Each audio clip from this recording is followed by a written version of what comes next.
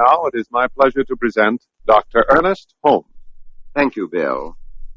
Friends, when you and I know our relationship to this thing called life, we shall lose all feeling of doubt and insecurity. And in their place, we shall find faith and love, and we shall learn how to live successfully. There is a key to this change that can take place, a golden key that is available to all of us. It is available to you, here and now. Later on, I am going to tell you what kind of a key it is, and how you may turn it in the lock of your experience. Today, we are going to talk about your secret power, the power that can help you to overcome all your problems and difficulties. Did you ever say to yourself, I wish that I might never again be afraid of anything? Or have you met someone who had such a deep calm and peace that you have thought, how I wish that I might be like that person? Did you ever in some still moment feel as though you could almost reach out and touch something that would make you whole and happy and complete instantly? I know you have, because I have, and I am sure everyone has. We are all alike because we are all human beings. This thing called life has implanted something within us that always seems to say to us, why be afraid? Why be unhappy? Why be incomplete? Why not live and love and be glad?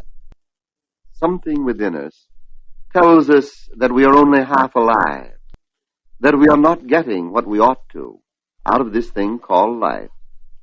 We feel that just as we are invigorated by physical breath, so there must be another breath that we could breathe, the very breath of life itself.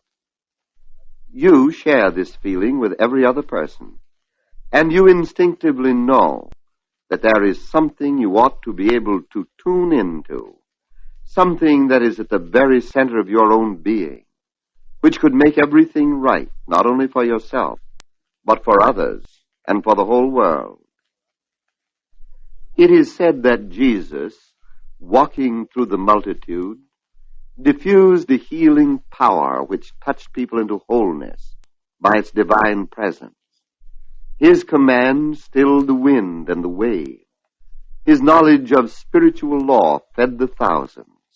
His consciousness of peace calmed the troubled mind. And his love was as a healing balm to the sick. Have you asked yourself, why can't I perform these same miracles? Why can't I live a life of magic? I think you have. I have, and I think everyone has. Jesus definitely brought an invisible power of life to bear on his environment. He told his followers that what he was doing, they could do too if they believed they could.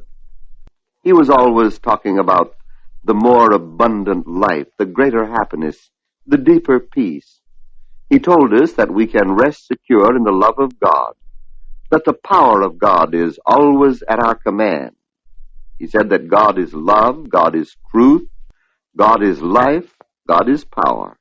Not some life, some love, some truth, some power, but all life, all truth, all love, all power. We do not know just how it was that Jesus acquired his terrific faith, but he must have had moments of doubt and misgiving, just as we all do. He must have experienced uncertainty, just as you and I. But unlike most of us, he triumphed. He walked over the waters of doubt, the waves of confusion, and the tempests of fear. And he said, in effect, if you wish to do what I am doing, follow the few simple truths I have given you. I have told you that the kingdom of God is at hand, but you do not see it, because your eyes are so filled with tears that you cannot see. Your ears are so dulled with confusion that you cannot hear. Your minds are so weighed down with doubt that you cannot understand.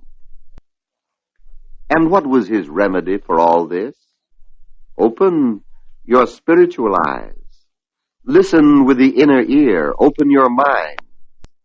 And just what is it that we must see and hear and understand? It is this. This thing called life flows into everything and through everything. It passes into every human event and translates itself through every human act. If you think of this life as flowing through your every act, you will soon discover that the things you give your attention to are quickened with a new energy, for you are breathing the very essence of being into them. You know that you can think yourself into being unhappy and depressed. You know that you can think yourself into being glad. Did it ever occur to you that you can also think yourself into being well, into being prosperous? That you can think yourself into success? Well, you can if you believe in the law of life and use it rightly, but you must learn to use it affirmatively. You must learn to identify yourself with your desires. You must become the master of your own thinking. This is the only way you can realize freedom and joy. Therefore, you will have to turn your thoughts away from lack and want and limitation, and let them dwell on the good. Make yourself do this. Learn to think about what you wish to become. You see, you are a thinking center in life, and the chief characteristic of the law of this life is that it responds to your thought. Your slightest thought sets up a vibration in it, sets its creative intelligence in motion, and causes it to create circumstances for you which correspond to your thought.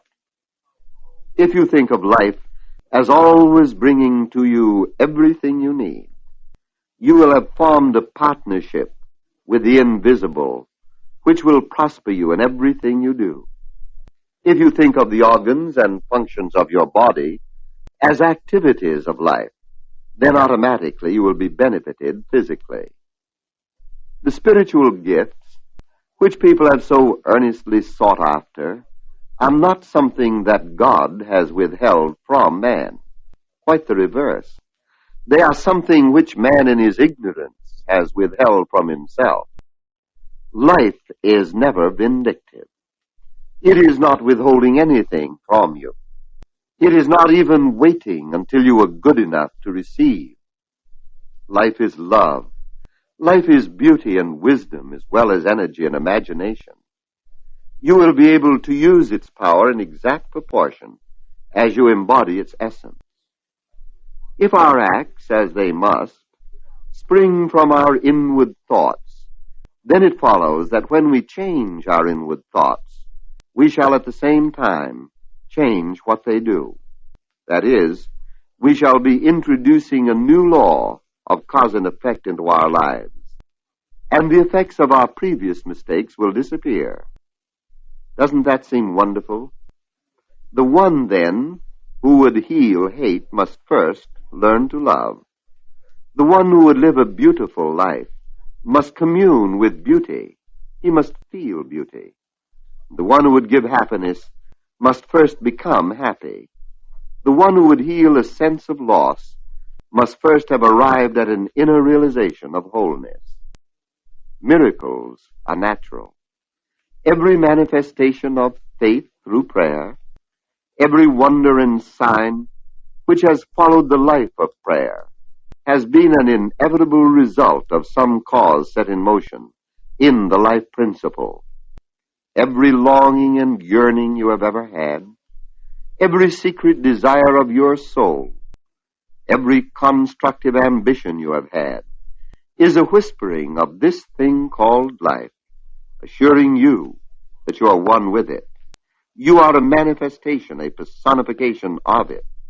You are a center where life passing through you becomes a definite, a distinct, and a unique individual.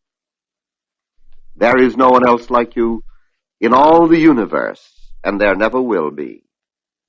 If you will take time daily to sense the presence of life within you, to believe in it, to accept it. It will not be long before the life which you have known will gradually disappear, and something new will be born, a bigger, better, and more perfect you. You will pass from death into life, from lack and want into greater freedom, from fear into faith. From a sense of being alone, you will become one with everything. You will rejoice in this oneness. Now, there may be some who think that before they can accept this position, they must first become profound philosophers, spiritual sages, or men of such deep scientific knowledge that they stand apart from the rest of the world. This is not true at all. What the wisest have known is only a little more than you and I know. They cannot answer your questions for you. You will have to answer them for yourself. Even the best man who ever lived could not live for you. You will have to live for yourself.